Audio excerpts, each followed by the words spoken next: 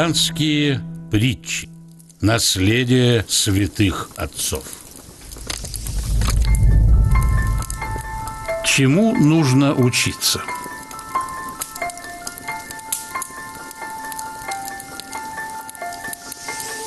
Одна дворянка пришла к преподобному Серафиму Саровскому и пожаловалась, что учителя плохо учат ее детей французскому языку.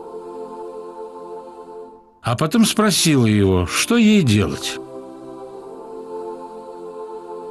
«Ты, матушка, лучше научи своих детей Богу молиться, а французскому они потом легко научатся», — сказал ей святой старец.